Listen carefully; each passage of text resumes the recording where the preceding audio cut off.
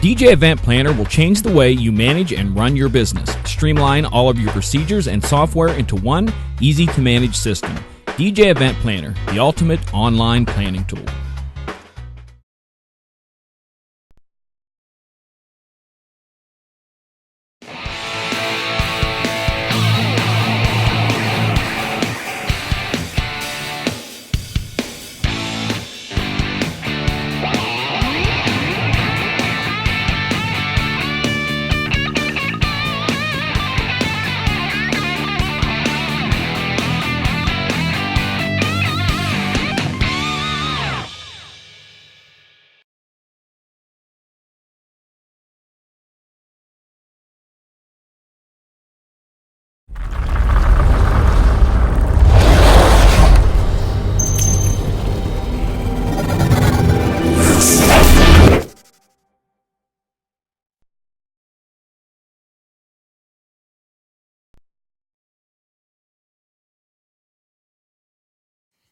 There we are. We are here. Yay! All the little buttons. I was so excited. I was seeing buttons on the screen. I was pushing buttons, and buttons were going here and there and everywhere, and nothing was happening. I think that happens once in a while. I often think, when Ben's doing all this sound, and he's got all those buttons and knobs and such in front of him, and it'd be like, oh, that didn't do nothing. That board's not even hooked up. That would be bad. I just got like Serato playing underneath the mixing console or something, and the band is up there just faking it. Yeah, it's all track, it's all auto tune. Yeah, and that was my weekend with Milli Vanilli. Thanks for watching. Good evening. There is the placebo effect, I think.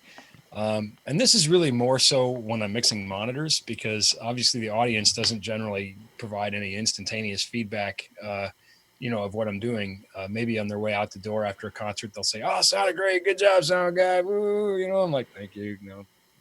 Bye-bye."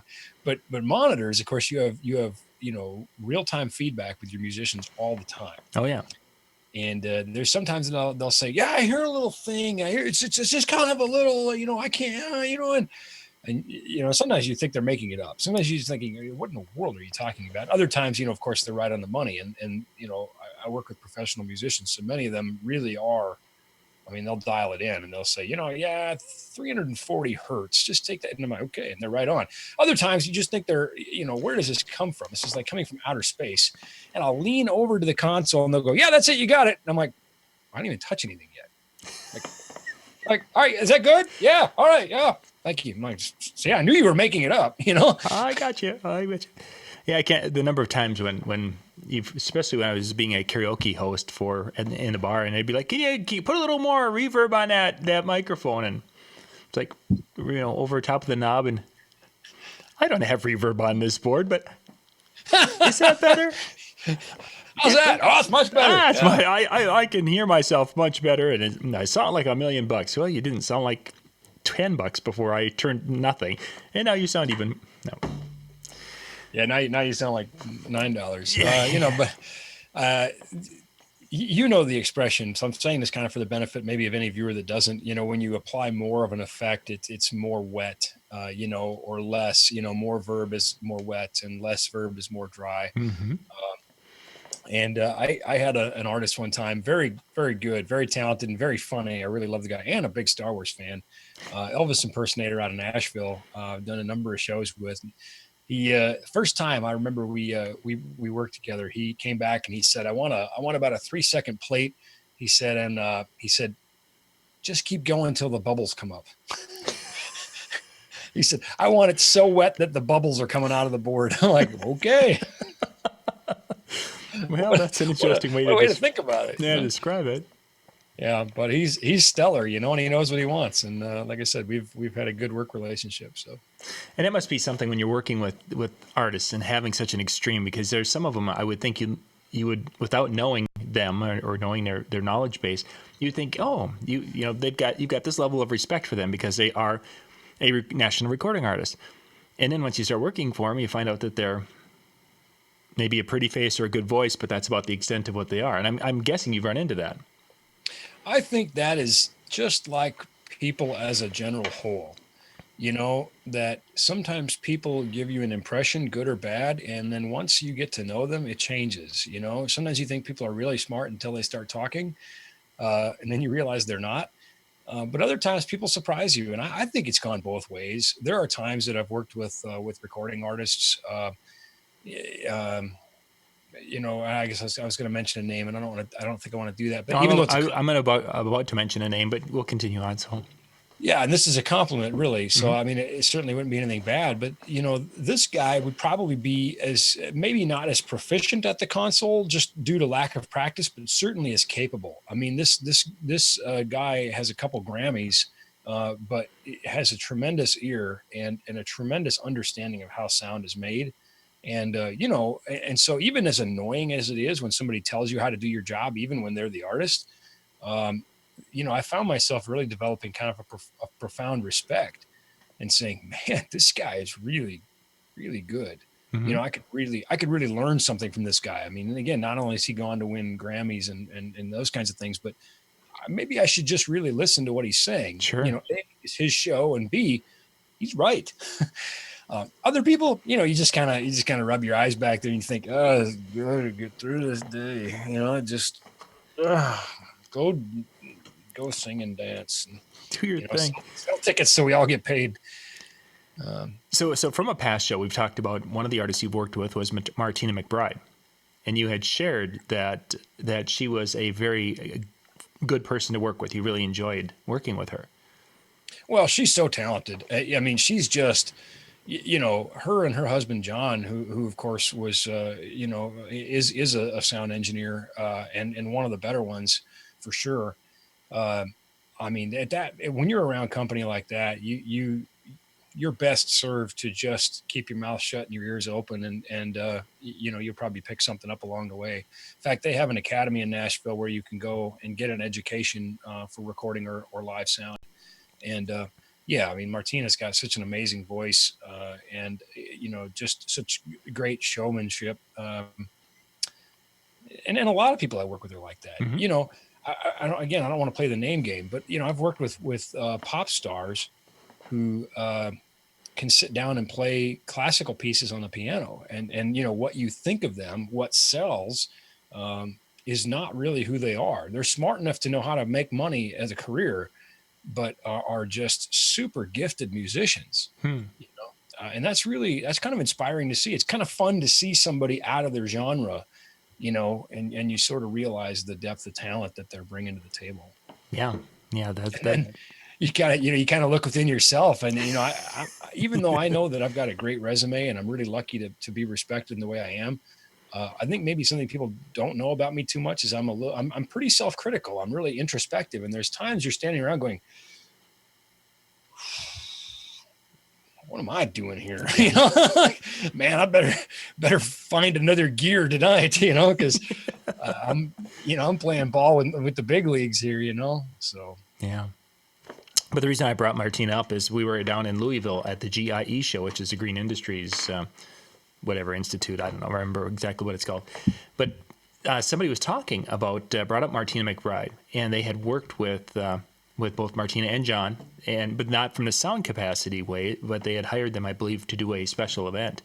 And they were talking about what nice, genuine people, and how some performers have a bit of an ego, and they kind of want to be kind of catered to and such. And they were, as they were talking about Martina and John, it's like, oh, this sounds exactly kind of how Ben described working with the two of them. So, again, people are as individual as people are anywhere, and I don't really even object that much when stars or performing artists, as we'll call them, are particular or want to be catered to. I mean, at some point, even if you resent it, you kind of have to say, well, you've earned that. I mean, I don't like it when people, my dad said this one time. My dad said, you'll know you've arrived when you don't have to announce yourself. And so I think, you don't have to go around telling everybody you're famous all the time. But at the same time, if there's certain things that you want that are going to make you comfortable and they're not unreasonable requests, well, then you've earned that, Mm-hmm. But it is nice when you have people that are really just, and I've worked with some great ones, like you said, some just wonderful human beings, and, that are really just good people. people ask me all the time, oh, who's your favorite artist? What's the best show you've ever worked? Blah, blah, blah, blah, blah. And it's funny because that's where I go. Sure. I don't think about the number of number ones they've had, or I don't think about, how many tickets were sold. I think about, who was a good person to work with, who's a person I would like to invite over to my house, because newsflash, being famous isn't enough to get you invited to my house anymore. I'm kind of past that. If you're a good person, I don't care if you're homeless, I've been down that road, Mm-hmm. So listen, I don't care if you work a minimum wage job, shoveling dirt all day. You're welcome at my house if you're a good person. And likewise, if you're a big star and you're a good person, we'll come on over. But, if you're going to ruin the party by telling everybody what a big deal you are, you can just have the party at your house, You don't need to be here. That's funny. That's funny. But yeah, that is, and I've done a lot of youth events for Christian artists and such, and that was probably one of the biggest shocks I had when working with some of the artists and such, is you had some that were just wonderful people that you would invite over to your house and you would have just enjoy your time with them, mm-hmm. and yet I almost found a higher percent of just kind of jerks, for lack of a better way to describe it, and it disappoints me in many ways, but their ministry is what they would refer to it as. Basically, the kind of common trend that I was finding with these is that stage, that rah for the stage, I'm doing it for my faith, was this kind of addictive drug that they were feeling and such, and you could see the ones who fell into that. And I bet half the artists that I worked for with over the years, and not that that's probably 25 people, but about half really had that attitude. And then you'd run into some that were just the nicest people. Again, people you would invite over for supper and just enjoy your evening watching the Vikings, win another football game. For you Green Bay Packer people out there. Here again, I think just the fact that you're a Christian musician doesn't exempt you from being a human being. Yeah. And I think there's a lot of factors there. Certainly, you hit the nail on the head. It reminds me of the DC Talk song, "What If I Stumble?" Where he basically talks about that lyrically speaking. Am I doing this for me, or am I doing this for the Lord? And recognizing the trap. What if I stumble? What if I fall? What if I make fools of us all? I think that's really sort of an admission of that. Another thing, I think that Christian music doesn't sell as well as it used to. And, it kind of had a big peak where it was maybe the hottest thing on the planet. And then in the 90s, and now it's tapered back off. And so maybe these artists are not only caught in that trap, but also struggling for that fame and recognition, where I could see that in a market where they're not going to get it. But I like I said, I don't think being a Christian artist exempts them from human emotion. No, not a bit. But it just gets back to being a good person and representing yourself in a positive way. That being said, let me say, and again, I've met great secular artists, and I've met complete jerks. Secular artists, and I've met some of the nicest, most genuine, wonderful people I've met are Christian artists. And so I'll say you're absolutely right that there are several out there where you feel like, you really expect more out of them. And I think it's because they wear that moniker of a Christian artist that you feel like they should be held to a higher standard. And maybe that's not fair. But I'll just not focus on the negative. I'll focus on the positive. And I'll say, one, a guitar player from a very accomplished Christian band is one of my, just a great friend. We have vacation plans together. We're hitting up Star Wars Celebration together when they announce the date again, and very much looking forward to seeing him in a couple weeks when I'm in his city. Just a wonderful, absolutely wonderful human being. And I'll tell you what, if you've lived on a tour bus, you know that I'm telling the truth. And if you haven't, you're just gonna have to take my word for it. You cannot fake who you are on a tour bus. Yeah. Sooner or later, the real you comes out living in those quarters in that space. And I've seen the real him, and he's a better person than me. Just being honest, I go to him when I'm having a bad day on tour, and I'm like, dude, talk me off the bridge before I just dynamite somebody here, Yeah. And he's there for you, Another Christian artist that I know on a professional level, and again, somebody I've toured with, and I'd like to call him a friend, but I don't think that would be a fair characterization. I think he would welcome me saying that, but I don't know him that well. I know him professionally. We had a rough night on tour where, you got plenty of local stagehands at the beginning of the show. And then after the show, you don't have so many because they got to get their kids to school or, frankly, the show's over. Yeah. With Christian bands, a lot of times you're dealing with volunteer stagehands and people that are, not pro stagehands. And so you sometimes run into that. And one night we ended up with no volunteers. So, yeah, the four of us on the tech crew had to do everything. And the band actually came back off the bus and helped out, which was great. But then not the lead singers, they're on a separate bus. And they were already rolling to the next city. And you know what? They did their job. They went out and they sang their set. And these guys are not spring chickens anymore, but they have 25 number ones and 4 GMA Dove Awards. They're a pretty big deal as far as that goes. And but anyway, they're on their bus and they're off to the next city. And we'll catch up or whatever. We'll see them in the next city. No big deal. So they weren't around to help with the equipment. And the next night, and nothing was said of this, by the way. The next night, we're having dinner before the next show in the next city, and this gentleman, the lead singer, with 25 number ones and all that, sits down across the table from me. And again, we know each other certainly on a first name and a face basis. I mean, we've lived on the bus together we've worked together for about 7 years. He says, "Yeah, I heard you had kind of a rough night last night." And I said, "Well, yeah, it was not what we expected. It wasn't ideal, but we got through it. No big deal." And he said, "Well, I heard you didn't have any stagehands." And I said, "Yeah, that's what happened." And he said, "Well, that's not okay. You guys are going to kill yourselves. This is, it takes a crew of 12, not 4, and of course schedules to keep and that sort of thing." And then he said, "Listen," he said, "if that happens again," he said, "you call Tom, the tour manager." And he said, we'll come and help you load the trailer. And he was 100% serious. And I looked at this man, right in the eye. And I said, "No, you won't." I said, "Listen, I really, those are big words. I really appreciate his willingness to do that, but I just can't allow that to happen." Mm-hmm. There's a professional line that just can't be crossed there. But anyway, basically my point is this is a really good human being. Yeah. This is a guy who probably does not want to push 1,000-pound loads of subwoofers onto trailers but at his age, but was absolutely willing to do it. Yeah, exactly. And that's what's really kind of refreshing when you run into folks like that. There's a lot of them out there. Yeah, exactly. Yeah, I don't want to make it sound like they're all.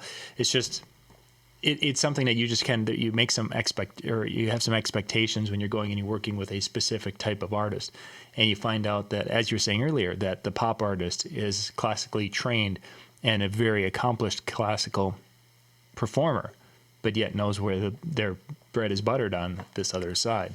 I'll tell you what, another Christian crossover artist who I've worked with a few times, but I could never tour with, I think, and I will name a name just in case there's any fans out there, Colton Dixon, who, of course, from American Idol. I think one of the reasons I probably couldn't tour with him is Colton is one of the nicest guys that in my experience, limited as it is, and he loves his fans. And he'll spend hours after a show talking to fans. And I think that would drive me nuts. like, shut up and get on the bus. We gotta go. We gotta go. I got an early morning tomorrow. So I don't think I'm a good fit for him, even though I think he's a spectacular person. I think he's just great to his fans. And so I mean that, of course, a little bit tongue in cheek, just nice to see a guy who really gets it, who really understands, the relationship with the fans and is able to pour himself out like that. So, again, I just have a limited experience, a few shows, but he's represented a solid character every time I've seen him. Yeah, and that always makes it more of you get that kind of value that you're involved with something good and beneficial, compared to there have been times where I've gone and I've done the sound for a major performer, and when I'm done with that, I feel kind of dirty. Maybe it's just me. Yeah, we're not going to talk about those. I got them too. And it wasn't because of anything bad. It's just that you just were you want to hold people that have influence and power and a name, fame, what have you. You want to hold them to a little bit higher level. And that's what chafed me back in the 90s and early 2000s when basketball players were like, we're not role models. Don't look at us to be role models. It's like, dude, you're a role model. You have to live with it. But they're right. They're right, though. I mean, being able to play basketball doesn't make you a role model unless you want to learn how to play basketball. But if you want to learn about life, that's not what they're paid to do. Yeah. And I mean, I guess I'm saying, they're pointing out that the bigger problem is maybe us when we say, well, you're a role model because you can, hit a baseball or shoot a basket. Maybe we need to think harder about, what we expect of these people, and I think the same for musical artists. I don't know. But you know what? My son and I were working over the weekend, and it was just good father-son bonding, really physical labor all weekend, just the two of us. And we cranked up a little music, and we were listening to it while we were playing. And, of course, we had to switch the genre occasionally because he could not possibly agonize himself through another 20 minutes of 90s alternative. So we switched over to something he liked. And he was talking about, have you worked with these guys? Have you worked with these guys? And of course, his big favorite band right now is 21 Pilots. And he said, what would you do if you're working for 21 Pilots, Dad? And I said, get paid. I mean, it doesn't matter. It pays the same. That's kind of where I'm at. I mean, good person, bad person, I'm not there to judge your personality or your character. I'm there to make the sound. And I mean, maybe that sounds bad, when I say it, but it's just, if you're working in a restaurant, do you gauge the character of the person before you serve them a meal, or do you just take their order? And again, I don't want to let everybody down by saying that. Certainly I will choose who I'll live on a tour bus with and who I won't. Right. I'll certainly choose who I'll work with twice. But at the end of the day, it's just a gig. It's just a gig. It must be tough on the tour bus side of it because you're living basically with this group of people over a multi-day, week or two period of time, weeks at a time.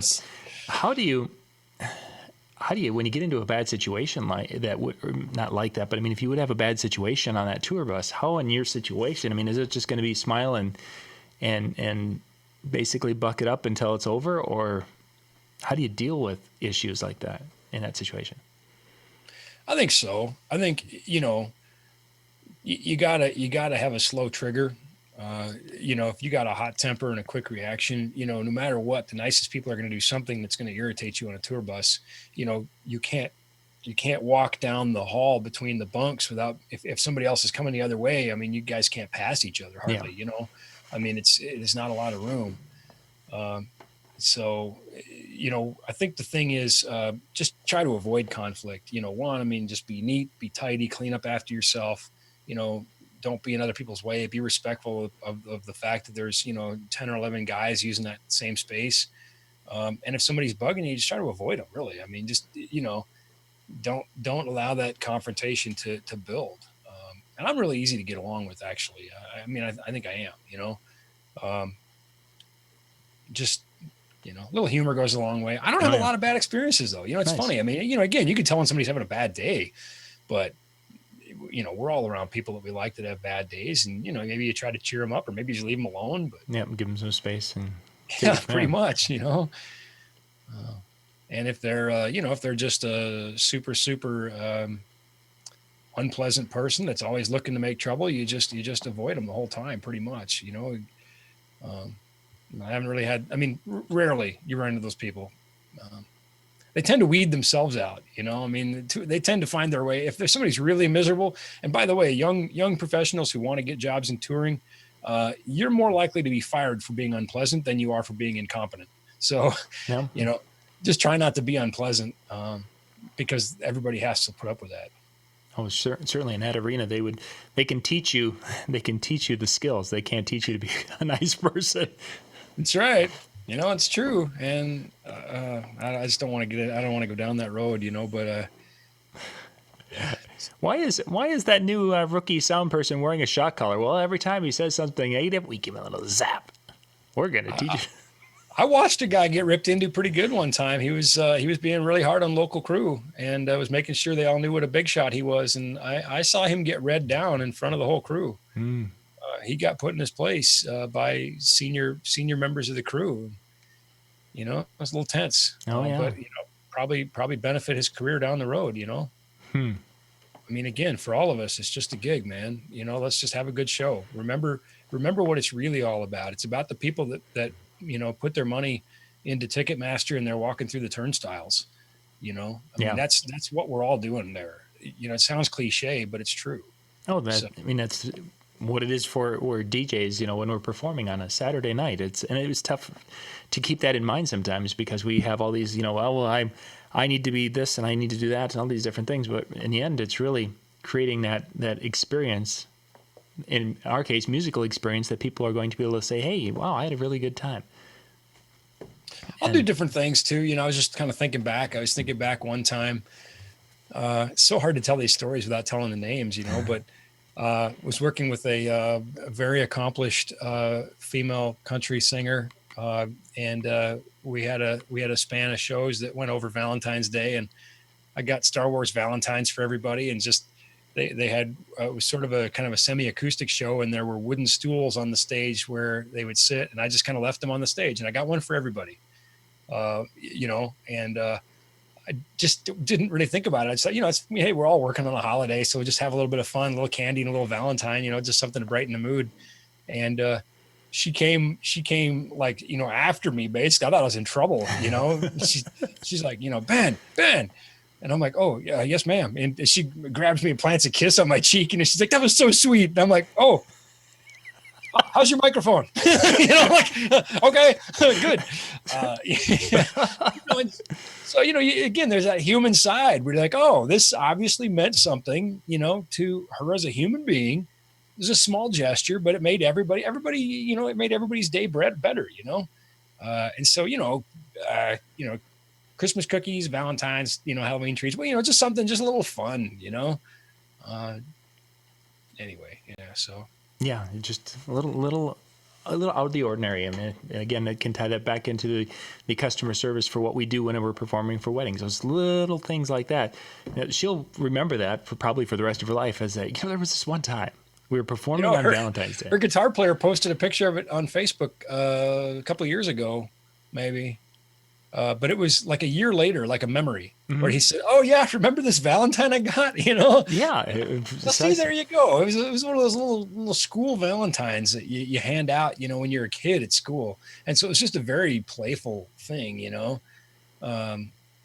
Anyway, it makes a difference to people, and I've seen a lot of great stuff going all different directions. Again, good people, and then there's other people, and it's just like life, really. Yeah. People are people. Mm-hmm.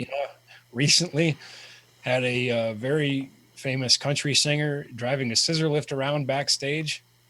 And I'm thinking he's going to wreck it or the stage or himself. Oh, come on. Scissor lifts go. Well, he was, he was, don't go very fast. He was making it adventurous somehow. How do you make a scissor lift adventurous?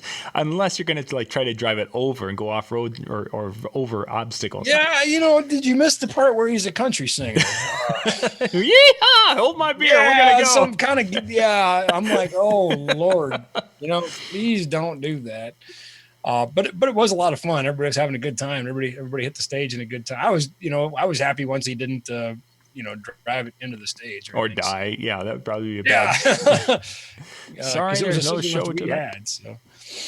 Oh, yeah, you'd be the one that have to get up on stage. It was your scissor lift. You get up on stage. No, I don't want to. Oh, nobody wants me on stage. I can guarantee you that. So. No, funny. So today, as I was cruising through, and I had gotten a solicitation today from a person who actually is a legitimate business coach in the social media realm, and this particular gal is coming through channels. So I know it's a real thing. It's not a spam or scam or anything. But she made the statement in her little introducing herself that she's been into the social media realm for 12 years. Okay, so we're in 2017 right now. We take 12 years off. That puts us back to about 2005. So I thought we're going to spend a little time here playing a new game that I wanted to present to you tonight. Guess when this started. And you get to be, you're going to be guessing. So first off, and I was going to cheat a little bit because I'm going to go in chronological order, fairly much in chronological order. So Ben, guess what year AOL started? 1993? 1985. You were right there. Wow. AOL started in 1985. I was a decade off. I said 95. I know. I'm giving you the benefit of the doubt. I appreciate that. Yeah, I should have put more sarcasm into that.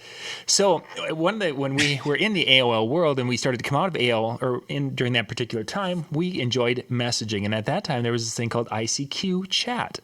Oh, yeah. Ben, when would ICQ Chat have come out? See, I'm dating myself a little bit because maybe it's a little bit more of when I became aware of things, but I would say 91. 1996. You were right there, too, with that one. I would have guessed earlier, too, actually. But an Israeli company came out with, Marabellis came out with ICQ. Oh, my gosh. Lori used to hate hearing that. Uh-oh. Because upstairs, I had the computer upstairs, and she would be downstairs, and she could hear that thing going off all night.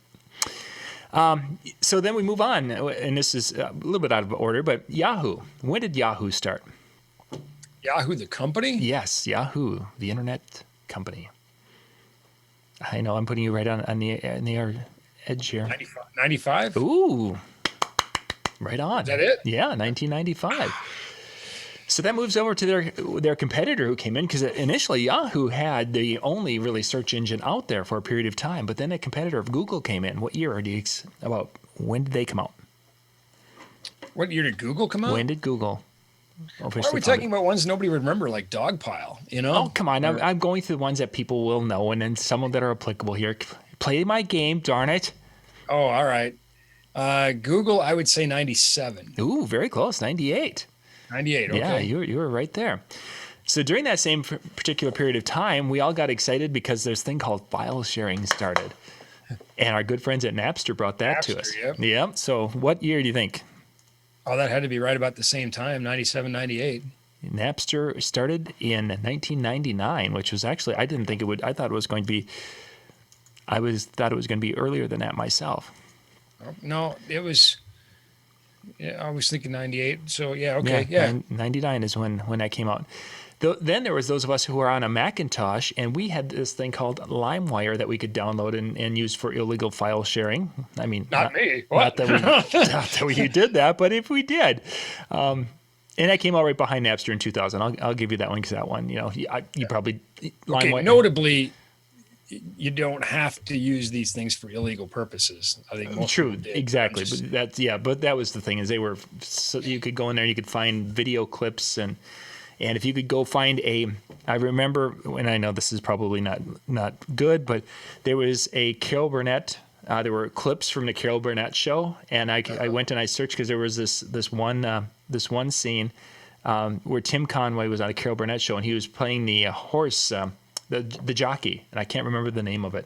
And I searched in LimeWire, and I found like 15 different hits on it. And it's like, oh, great, I'm going to download one of these. Because at that time, there was no YouTube. There wasn't any of the stuff to find these. And you would have had to go find it on videotape. And I was wanting to see it one night because I was trying to remember the punchline or something to what this guy was doing. Because my dad was talking about it. So I remember that found that, and I downloaded the first one, and there was like 5 seconds of video, so it didn't do anything. Spent 2 hours downloading the second one, and it was like 7.5 seconds of video, and there was nothing. Oh man, it just took forever. Okay, continue. Here's a trivia question for you. Yeah. What year did NLFX first start online commerce? Ooh. I would say it's going to have to be. I would say probably about 98. You're right on the money, 1998. Yeah, that's how I would put it right in there. November of 1998, yeah. All right, back to you then. Okay, so we're going to continue on our social media search here now, because, again, we're going back 12 years, puts us at 2005. In 2003, the first social media came out. Which one would that have been? Or one of the main ones at that time for social media channels that everyone all of a sudden jumped into? That had to be about the time Facebook came out. No, this was MySpace. Oh, okay. I Yeah. say because Facebook started originally as just on college campuses. Correct. And I remember having college friends. Well, Facebook. No, let's see. But it had to be right in that same era, 2004, 2004. It started. Facebook started. I was remembering I wanted to get an account, and I couldn't because they said, well, you have to be a college student. You have to be. Yes. Initially, it was on one campus. Then it spread to the campuses in that vicinity. Well, there's more prior to that. If you guys get a chance, The Social Network, I believe, is the movie. It's actually Still haven't seen that yet. It was actually a pretty good movie. I watched that on one of the flights to or from wherever. It was quite good actually. I was very surprised. Okay. All right. So what else you got? So February of 2004, and that's when it started with college campuses. So within about, I think it was about a year and a half, then is when it started to open up. So if you were into social media, if you're an expert in social media, you were an expert, must have been in MySpace at that time, because our friends at YouTube would have been next. They have a MySpace account. I think I went and I looked about 2 years ago, and it was still there. So our friends at YouTube started next. And they started in 2005. I'm wondering when I went online, when I got on Facebook. That's a great question. I wonder, where does it tell you that? I'm not sure on the mobile version. Maybe somebody in the chat room can help us I out. can tell you this. It must have been 2008 in my world, because I was working as a youth pastor, and in late 2000 or sometime in 2007, it was somewhere in that vicinity, because I had youth kids. Somewhere in there for me too, because I have memories from 9 and 10 years ago that'll show up. So yeah, so it was that vicinity. Okay, this one actually surprised me. Twitter. When do you think they launched?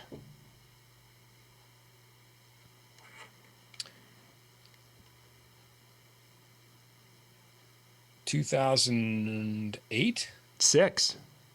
I thought they were closer to the beginning of the Facebook thing, because they had always been. I remember they were late, but yeah, kind of later in the game. Much later than I had thought. I have a Twitter account and 1,000 or so followers. I've just yet to think of anything to say in 160 characters or less. So. 140 characters, but or 140, 42 or something like that. Yeah. Well, they're going to be expanding it, so then you can have more room to say things that you're not really sure what you want to say. So yeah, I can join the conversation, as they say. So the next two are the hottest two social media platforms that are going right now, according to whoever that are talking about today's youth. Instagram. How long have they been with us? 2012? 2010. And Snapchat. I'm just 2 years behind on everything. Yeah, you're close. You're close.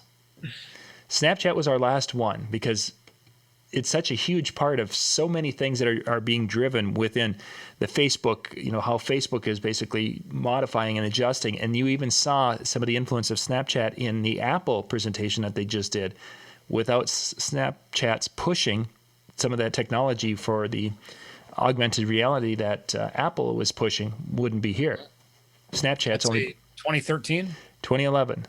2011, 2 years off again. Yeah, 2 years off again. But yeah, it's just so interesting to me that all this has happened in such a really in the lifetime of our children. All of this world has changed so much, because, and here's the tie-in.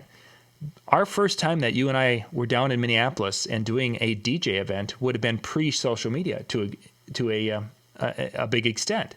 True story. Remember the forums? There used to be all the forums you would go to, and they've just been completely decimated by social media groups. And then, of course, you look at the iPhone being 10 years old, and I came from pre-iPhone. I was BlackBerry, and pre-BlackBerry, I was on the Kyocera Palm platform. So I was kind of an early adopter to smartphones.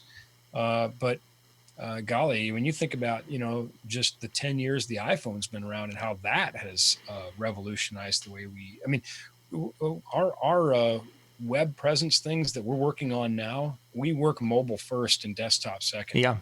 We're working towards the mobile user first. And by the way, hopefully stay tuned. some really exciting changes to technology for NLFX in the coming 2 years. It'll happen gradually over the course of the next 2 years, but a lot of really great things we're going to be rolling out for our customers. I hope so. And for those of you who are wanting a sneak peek of it, think of it, instead of having Alexa, you'll have Ben. Ben, can you turn the lights on, please? People already have that. It's not working. It's not working. That's a great idea, John. Actually, that's a really great idea. I'll mention it to marketing. I don't know if they'll go for it, but I think people already have that, and I love that. People will just message me and say, "Ben, I need this." I'm like, "Great, I'm on it. I am your personal, I don't know, Siri in the flesh or something, I guess." So, but yeah, the whole... I'm real though, because if somebody invented me, if somebody designed me, I would look a lot better. I'd be much more attractive. Yeah, exactly. So I'm real, okay? But yeah, it was, as I was going through that social media side of it, and thinking back to when we did our Map DJ meetings and such down in Minneapolis, or even some of the early Mobile Beat things when we went down there, and how getting the word out on these shows is so different. So I went back and I was looking at some of our 2000, because we did DJ events 2001, 2002, 2003. So in essence, completely pre-Facebook. The amount of money we spent in postage was incredible. We were spending close to $1,000 in postage to go and do multiple mailings and such to DJs, because that was the only way to get the word out, really, at that particular time. And I was thinking to the early days of NLFX. You mentioned you guys went, with the online things. Those were back in the days when you guys had to be doing flyers and you had to be doing catalogs and things to basically put something in people's hands. Yeah, we printed a full catalog, as you remember, and I mean that's a 6-figure venture to print and mail catalogs. I mean that's just over $100,000. You just kiss goodbye, because once it's in the mail, if it doesn't work. It's money gone. How long did it take to put together a catalog? And we're talking a major catalog. I mean, you guys would put, goodness, 150 pages. I mean, they were a book. Yeah, it was somewhere in there. I don't have one anywhere near handy here, but it'd be fun to.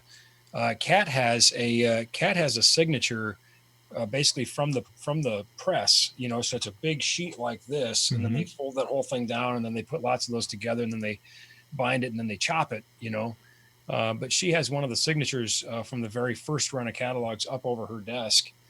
And the amount of time it took to put them together, certainly the first one took the longest, got to the point where I think by the time we were about done with something, it had changed. And so we'd have to change it, we got much better at it as we did more, and we grew and that sort of thing. I don't really remember how long it took, I suppose. I just envision, because knowing how long it takes for, when Lori's designing ads for the local newspaper, because most of the ads are done for us, of course, to the Disc Jockey News, but the amount of time it takes for her to do that. And there was some of the graphic work was, fairly drag, drop, you're done. But that's pages upon pages upon pages, and getting text lined up in different things. It's like, oh my gosh, that just... Well, certainly the layout took time, but also the time to call together the information to be laid out, the conversations with manufacturers and placement and special features and I bet you... See, now Kat was originally hired as a graphic designer and has worked her way up to being the director of marketing. And now she has 5 people on her team that work beneath her. But, when she was first hired, she was just a graphic designer. I shouldn't say just a graphic designer, but, and I bet you she could tell you to the second how long it took to put that thing together. She probably could. She probably could.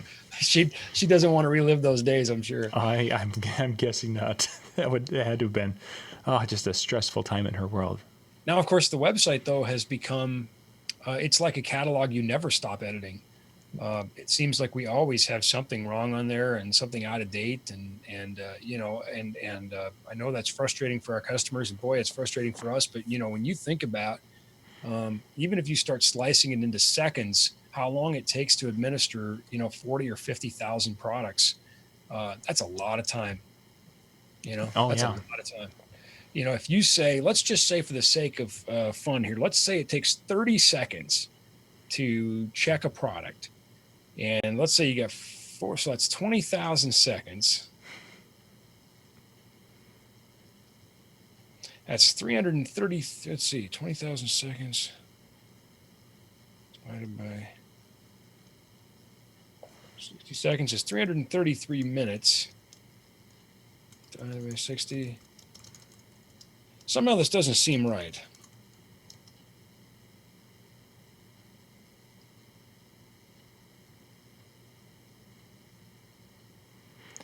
If you're talking 30 seconds, you have 20,000 SKUs. Mm-hmm. You're talking... Talking 20,000 seconds. 20,000 seconds. No, excuse me. 20? I know what it...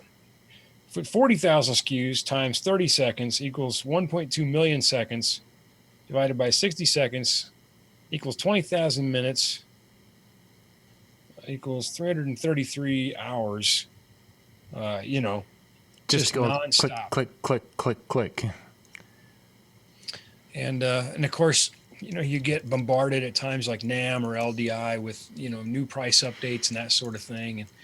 And I got myself turned inside out on my calculator there, but bottom line, you never stop. As soon as you get done, you start over. Oh, for sure.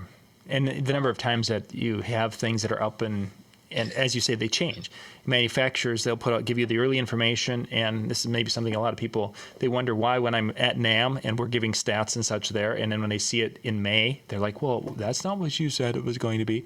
Yeah, this is what the early release is, and that's the information we use at that time, and then when it comes actually starting to ship, it changes. And then sometimes there'll be a mid lifespan modification where they'll be like, oh, we're not going to change the whole thing. We're just going to change these two things and not make it version 2. We're just going to make it. Yeah, and in reality, it takes several minutes to edit a product. It's 30 seconds maybe to just check very quickly. I know, like right now, we're double checking UPC numbers to make sure they align. Again, in preparation for some future rollout things, and just making sure nobody's changed UPC numbers and that sort of thing. Make sure all the SKUs have them, and yada yada yada. And it's it's something on the magnitude of years of work, basically, that just continues to roll over and over for the people that are doing it. So yeah, it would be a process and a half. Virtual reality shopping. Now that would be cool, to be able to go and put the goggles on and just walk through the virtual warehouse at NLFX. It's we don't have the resources to do that. We're trying to keep prices low for people, and that keeps us from having those kinds of resources. But I know, for example, Toys R Us, which did just file bankruptcy, they're doing an augmented reality where when you walk in the store, you'll see like an animated, Jeffrey the giraffe and other AR things appearing in their store. But I think a virtual, that would be cool. That would be fun to do. That would be. Wonder if Cat could program. Just come see us in real life. That works too. So we're remodeling our showroom early next year, and I would say late spring, right about the time it isn't really crappy in Minnesota, might be a good time to come see us. So. before the mosquitoes kick in. Right between crazy cold and crazy mosquitoes. That's a good window to come visit us. Oh, that it would. So before we wrap up, there's one. Because of the GIE show, we took off down there, and there's a couple of things that we're going to talk about in future shows. One of which is there were many manufacturers there that I hadn't seen before that are making knockoff products, and I wanted to put this on our plate for a future show, talking about the legitimate products versus knockoff products. And Ben and I've talked about some ways we're going to do that, so that's a future show. The part I wanted to talk about, Ben, is this was my longest road trip I've ever made, which is it was 13 hours plus one way and such. And when you're doing long, to live more. You really need to live more. I know. Well, I fly. That's your longest road trip is 13 hours one way. I fly most of the time. I'm not I don't like driving to the cities and then I'm good. So I'm the guy who. Yeah, that's not even in the ballpark. I think my longest was driving to Niagara Falls for a gig. I think it was like 30 hours. Yeah. So there was my question. I was a much younger guy. There's the question I wanted to ask is, when you're taking these long road trips like that and such, there's obviously things that you do to prepare so when you're getting there, you're just not completely shot dead, what have you. Because on the way back, we basically pushed through. Lori and I pushed through, left there, drove right on through, and we got home like 3 or 4 in the morning because I had an event later that day. Well, I think number one is I don't do that anymore. Back then, the days of the Niagara Falls gig, I wasn't getting paid well enough to fly for gigs. So, it just was what it was. And we made a grand adventure out of it. And, I actually rented a vehicle and a couple of friends piled in and off we went. I certainly put in some really, really long hours, but now I think, I just don't do that. I'll break it into 2 days and I just don't have the stamina that a 20-year-old, young man did. I'm not 20 anymore.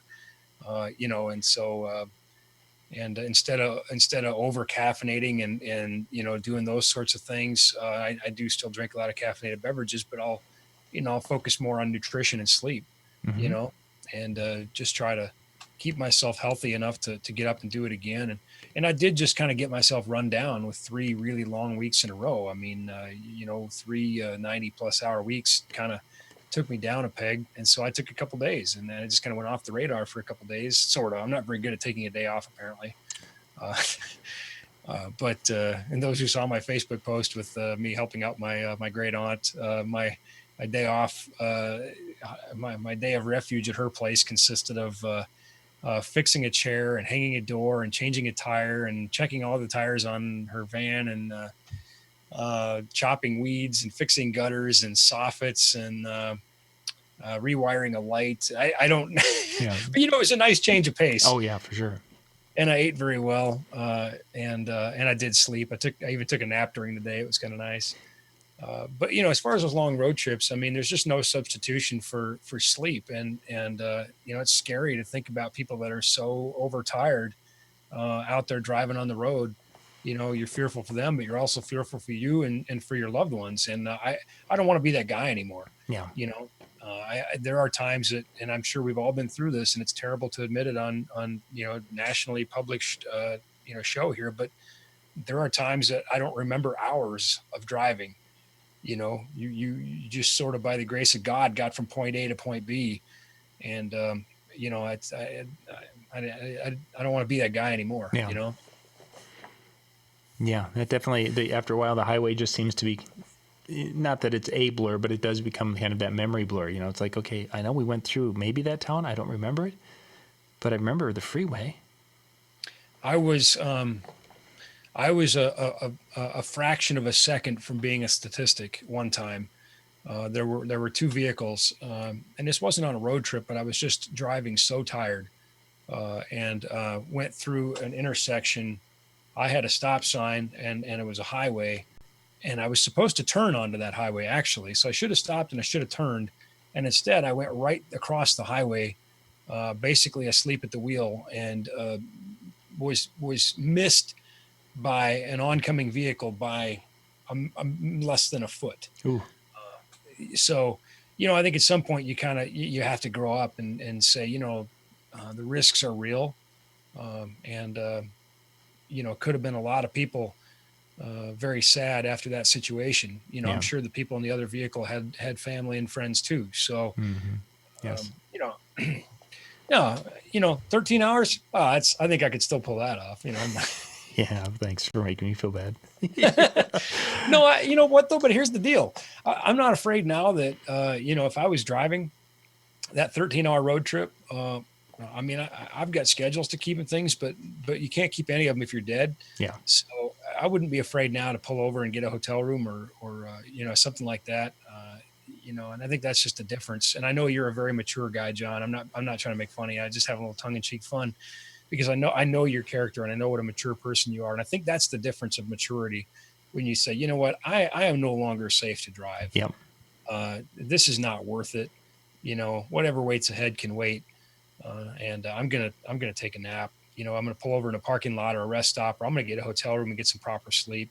But and I know you would if and that's what it was wonderful with having Lori and I, because basically we were taking 3-hour shifts, and it would be like we're both awake for about a half an hour, and then one of us he'd crash for about an hour, and then wake again, and then rest up, and then switch, and off we go. And it worked very, very well, actually, much better. After getting home at 3 or 4 and then having a few hours sleep Saturday, it's like, wow, I feel really, really good. I was delighted. So Hey, gang, we need to wrap up tonight. Thank you much for watching. Tonight was just kind of a casual night of chatting and such. Next week, we will be off because of Halloween. Our next show, and Ben, I haven't even gotten a chance to talk to you about it, but our next show is going to be all about Star Wars. We are bringing in, Peter Mary's going to come in, and I'm basically going to be moderating between two Star Wars fans, and we're going to talk Star Wars for the whole show. So if you're not into Star Wars, there won't be a Star Trek version of this show. It's going to be Star Wars. Well, I'll tell you what, keeping up with Peter, I better bring my A game. That's why I'm letting you know now. So you can hone. I'm not even going to try because I'm the guy who's into the extended universe with all the books and such. So you guys are going to be more and know this area very, very well. And then you'll take it'll be fun. So. Let me throw this in real quick. We're going to get to Brian Red here in a second, but Peter and I had a good laugh about this, and maybe we'll revisit the story 2 weeks from now. But I was down in Dallas working when he used to live in Dallas, and he had a very cool apartment in like an old flour mill, and I think about me and my appearances on stages at DJ conventions and the articles that I write in this show, and of course Peter is very well known and very accomplished as an author and a speaker, and we have personas within the industry. And sometimes people create personas for us that we didn't create for ourselves. I think Peter's a very genuine guy, and so am I. But both of us really laughed at the idea of what the DJ industry would do if they knew that Peter Mary and Ben Stowe were sitting in an apartment watching a movie, eating pizza. And that's what we did in Dallas. Like let's get a pizza and watch a movie, and just I think the industry would their heads would explode. That we're so incredibly average, Yep. So. Well, gang, thank you much for being with us. Brian and I will be back here in about 5 minutes with our second show tonight. Thanks much.